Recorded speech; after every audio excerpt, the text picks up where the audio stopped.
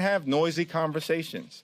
But as we showed time and time again on issue after issue after issue, at the end of the day, we always come together, find the highest common denominator, and get big things done for everyday Americans. All right. The newly elected leader of the House Democratic Caucus, New York's Hakeem Jeffries, discussing what to expect when a new wave of lawmakers takes over in the next Congress. And one of those Democrats is Colorado's Joe Neguse. Yesterday, he was elected to a new role, chairman of the House Democratic Policy and Communications Committee. And Congressman Neguse joins us now. Congratulations on your new role. What do you think realistically you hope to accomplish in the next term? Well, good morning, Mika, and thank you. Look, I think there's a lot that we can accomplish. I think that our deeply talented new minority leader, Hakeem Jeffries, articulated it so well. There's much that I think we can do to try to find common ground with the folks on the other side of the aisle and deliver real results for the American people, but also draw the contrast given the rising extremism on the other side. So we're going to try to forge consensus where we can, try to tackle the most consequential issues facing the American public, and remain laser focused on the issues that we've been working on for the better part of the last 4 years, lowering costs, creating better paying jobs for Americans, and building safer communities across our great country. Congressman, good morning. We've been talking all morning about the dilemma the Republicans have, such narrow margins. There probably will be places where you guys can work across the aisle to get something done. The White House has signaled it, hopes it can too.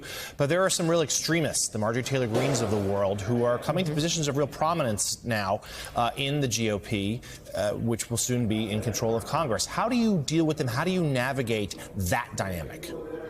Well, you said it well. There's clearly a stark contrast when you think about the chaos, kind of the havoc on the other side of the aisle, juxtaposed against the unity within the House Democratic Caucus around the new generation of leadership, and all of us remaining focused on, as I said, delivering real results for the American people. It's not to say that there won't be some opportunities over the next year, the Farm Bill reauthorization, FAA reauthorization, a number of other policy debates that we will have. But make no mistake, this is not Dwight Eisenhower's Republican Party, Ronald Reagan's Republican Party. It is a different Republican Party, clearly disinclined to work and govern from a common sense perspective. So we intend to do everything that we can to lead from our values, stand on our principles, and deliver for our constituents.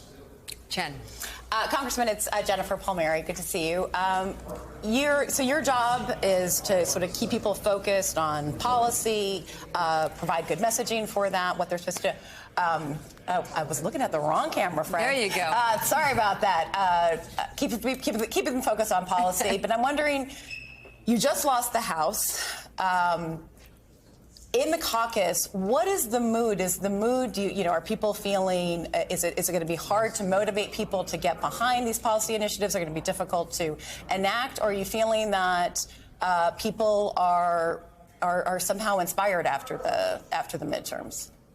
You know, it's interesting, Jennifer. From my perspective, I think folks are very excited and mission-focused about doing everything that we can to regain our majority in 2024. You know this, having been involved for so long in different election cycles.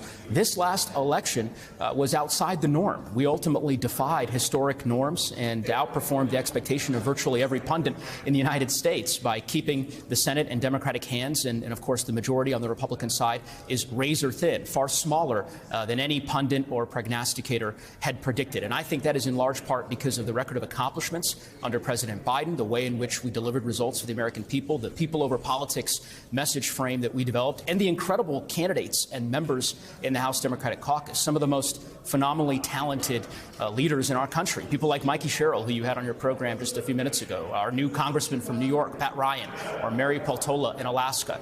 I think that we will be united and we'll stick together over the course of these next 24 months. The Republicans are going to, I think, be embracing the chaos, is my sense, and we will, as I said, govern from a place of common sense and try to make the case to the American people about the road ahead. Congressman Joe Neguse of Colorado, thank you so much for being on. We wish you the best of luck. Hopefully we turn the page in some of our politics.